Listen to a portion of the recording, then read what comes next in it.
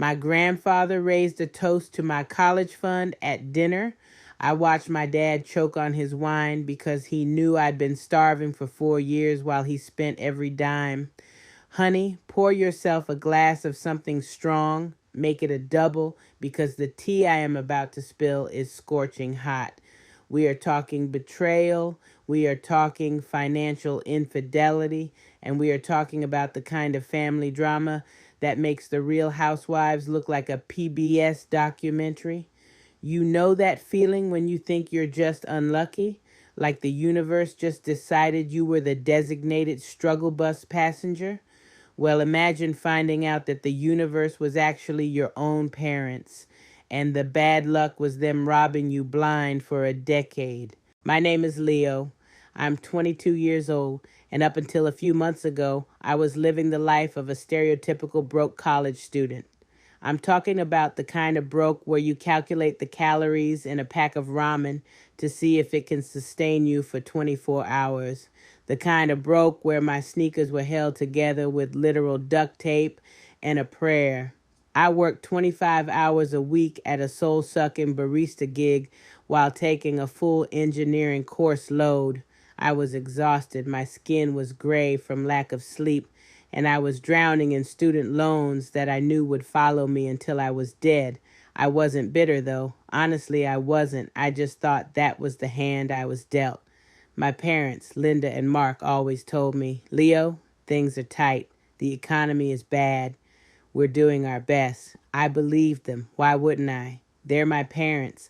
I thought their frantic budgeting and no to everything I ever asked for was just reality. But then came Easter brunch. Now, you have to understand my family dynamic. My dad's side is intense. They're loud, they're opinionated, and they love a scene. But the matriarch, my Nana Rose, she is the queen bee. She's sitting on a comfortable pile of old money. She wears pearls to breakfast, and she does not suffer fools. Usually, when Nana hosts, everyone is on their best behavior because nobody wants to get written out of the will. I was back home from my final semester, feeling like a zombie. I sat at the long dining table, staring at the deviled eggs, trying to calculate how much overtime I'd need to work to pay off my tuition balance before graduation. Next to me was my younger brother, Caleb.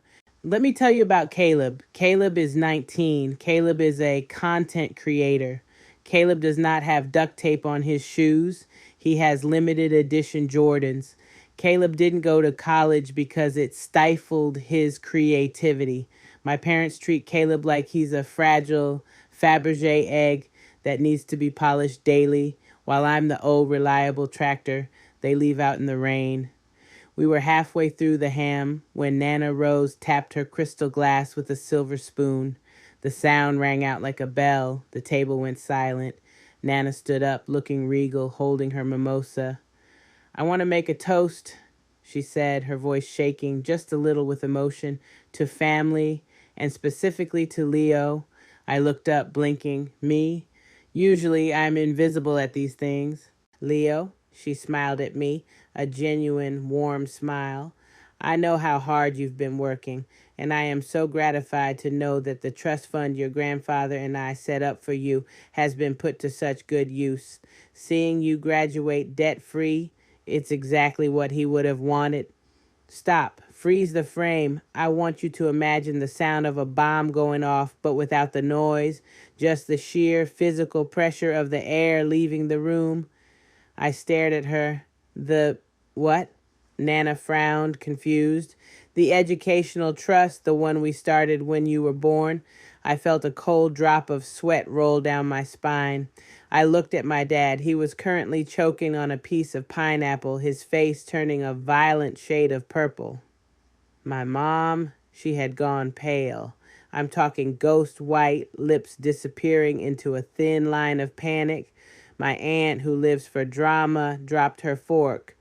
Wait, she said, her voice echoing in the silence. Leo, you didn't know? Caleb, who had been scrolling on TikTok under the table, looked up.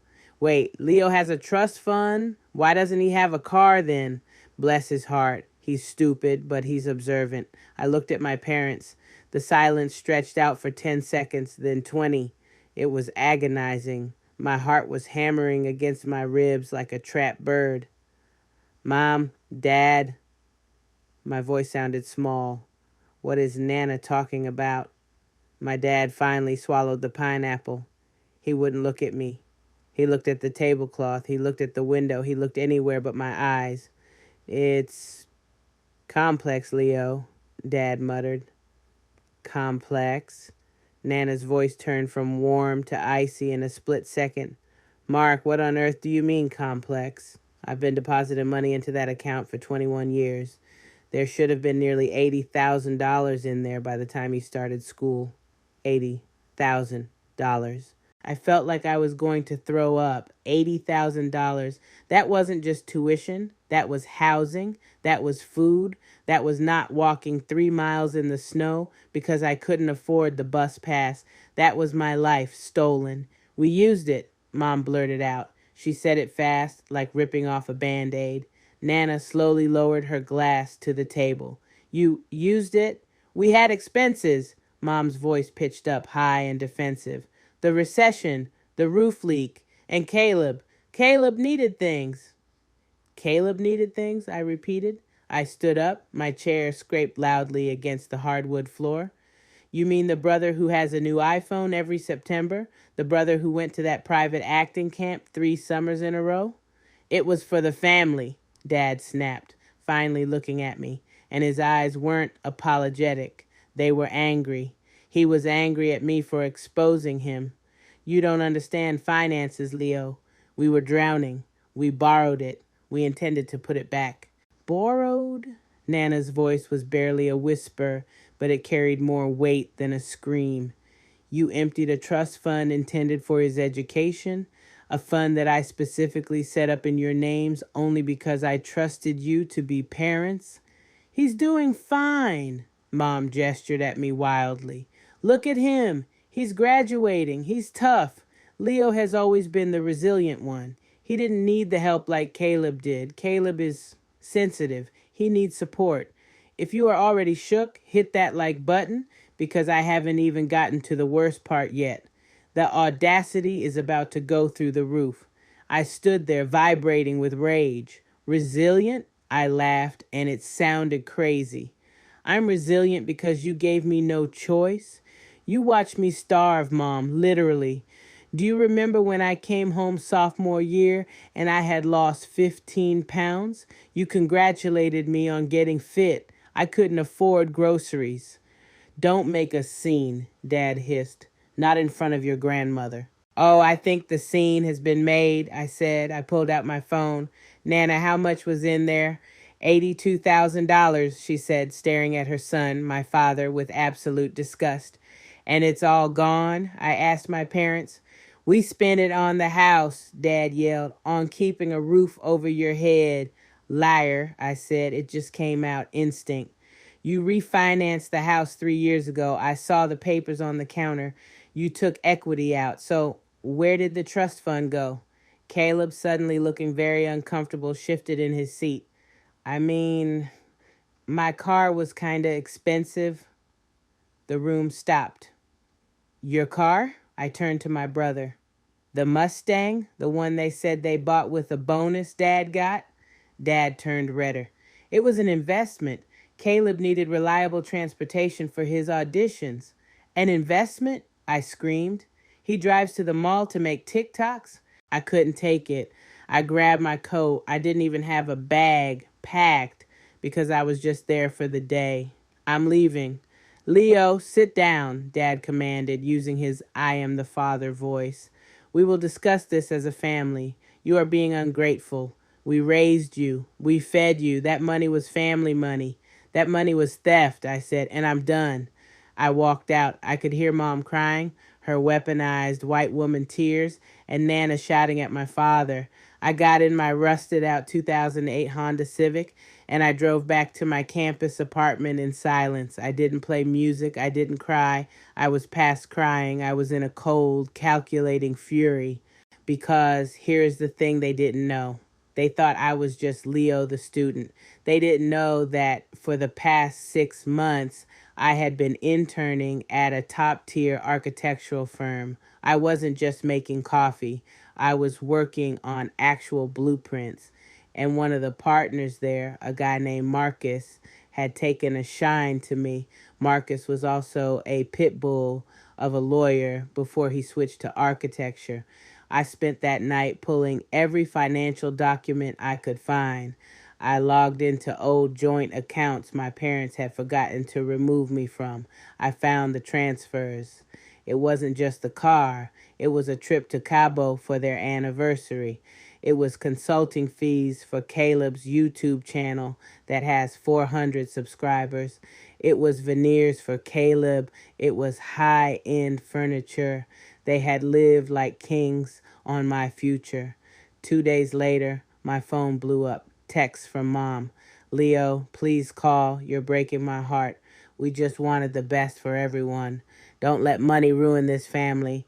Then a text from Dad. You need to grow up. Money is fluid. You'll earn your own. Stop acting like a victim. That text, that was the nail in the coffin. Stop acting like a victim.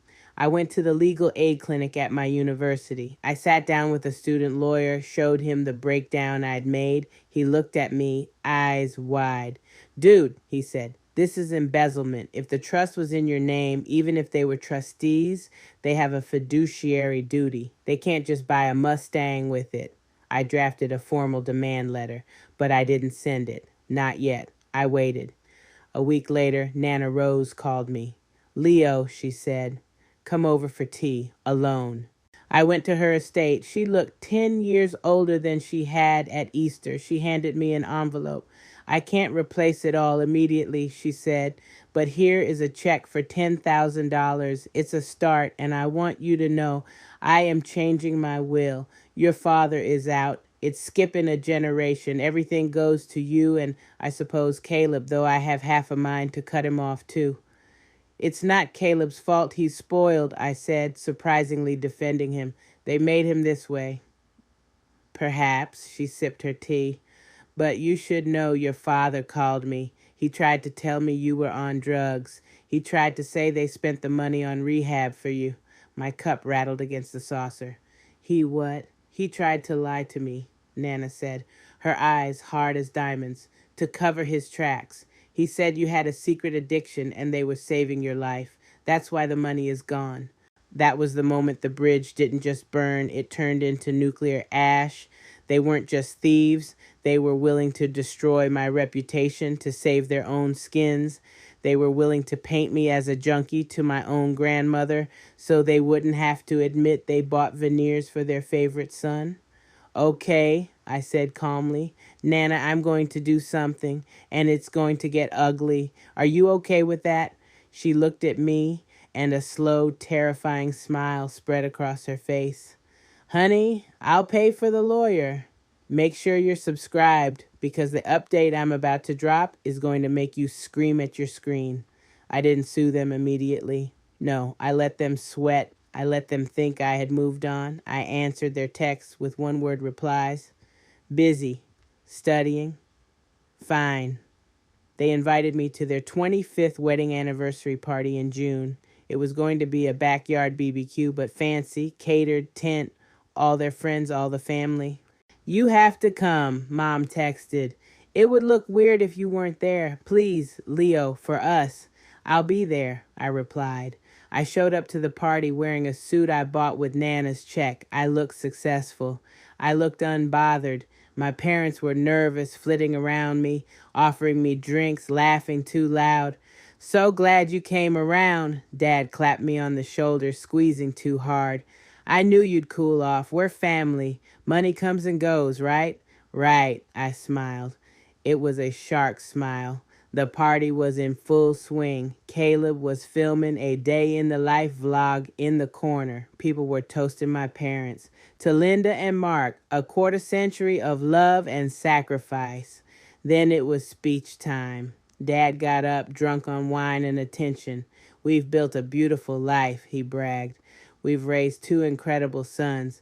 We've sacrificed everything for them. I stepped forward. I'd like to say a few words, I said. The crowd clapped. My parents looked terrified, but they couldn't stop me without making a scene. To my parents, I raised my glass. Who taught me the value of hard work? Who taught me that nothing in life is free? My mom relaxed visibly. She thought I was folding. And, I continued, reaching into my jacket pocket, since today is about celebrating milestones, I have a gift. I pulled out a thick manila envelope. It wasn't a card, it was a process server's packet, but I was delivering it personally. I walked up to the head table and placed it gently in front of my father. "What is this?" he asked, smiling nervously. "Open it," I said. He tore it open. He pulled out the stack of papers. The top page read in bold letters, "Civil lawsuit for breach of fiduciary duty and conversion of funds." "I'm suing you," I said, and my voice carried perfectly across the silent backyard, "for the $82,000 you stole from my education trust to pay for this house, that car, and this party." A gasp rippled through the crowd. My aunt gasped so hard she choked on her shrimp. "Leo," Mom shrieked, "how could you?" And, I turned to the guests, just in case they try to tell you I'm on drugs, which is the lie they told my grandmother, I pulled out a second stack of papers from my bag, copies. Here are the bank statements showing transfers to Caleb's talent agency and Cabo Luxury Resorts. Feel free to pass them around. I dropped the stack on the dessert table. "Happy anniversary," I said. I walked out, but this time I wasn't walking to a beat-up Honda Civic. I had treated myself to an Uber Black. The fallout. My phone didn't just blow up, it melted. My uncle called me a vindictive little brat. My cousins were DMing me asking for the tea. Caleb posted a crying video on TikTok saying his vibes were destroyed. But the best part, Nana Rose stood by me. She confirmed everything to anyone who asked. Update 1, 2 weeks later. My parents tried to get the lawsuit thrown out. They claimed the money was a gift to them from the grandparents and they had discretion. Unfortunately for them, Nana Rose is a meticulous record keeper. She had the original letters of intent. The judge was not impressed. They offered to settle. They offered to pay me back $20,000 over 5 years. I told my lawyer, no, I want it all plus interest. They are currently trying to sell the Mustang. Caleb is furious because he has to take the bus. He actually texted me, "You're ruining my brand, bro. How am I supposed to collab without a car?" I replied, "Maybe you can collab with a job application." Update 2, the legal hammer. It's been 3 months. We are in discovery. My lawyer found more. It wasn't just the trust fund. They had opened credit cards in my name when I was a minor. My credit score was tanked, which explains why I couldn't get approved for an apartment last year. This shifted from civil to criminal territory real quick. Identity theft is a felony. My mom called me yesterday. She sounded broken. "We're going to lose the house, Leo. We have to sell it to pay you back and cover the legal fees. Where will we live?" I thought about the night I ate dry cereal for dinner because I couldn't afford milk. I thought about the duct tape on my shoes. I thought about the lie about the rehab. "You're resilient, Mom," I said. "You'll figure it out. Maybe you can rent a room from Caleb when his rap career takes off." Final update, the resolution. The house is on the market. My parents are moving into a 2-bedroom apartment on the bad side of town. Nana has completely cut them off financially. I got my first check from the settlement. It came from the sale of their assets. I used it to pay off my student loans in one lump sum. The feeling of hitting submit payment and seeing the balance go to 0.0, better than sex, better than anything. I'm working full-time at the architecture firm now.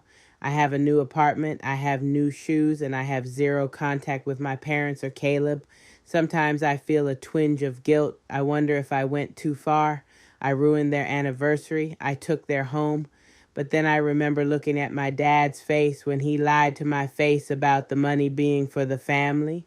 They didn't steal money. They stole my start in life. They stole my trust. And they tried to steal my reputation. So am I the villain? Maybe. But at least I'm a debt-free villain with great credit and a grandmother who loves me. So let me ask you this. If your parents stole your entire future to fund your siblings' vanity project, would you have settled for the apology, or would you have burned the house down just like I did? Let me know in the comments. And don't forget to like and subscribe for more family drama. Though honestly, I hope I never have an update this spicy again. Bye.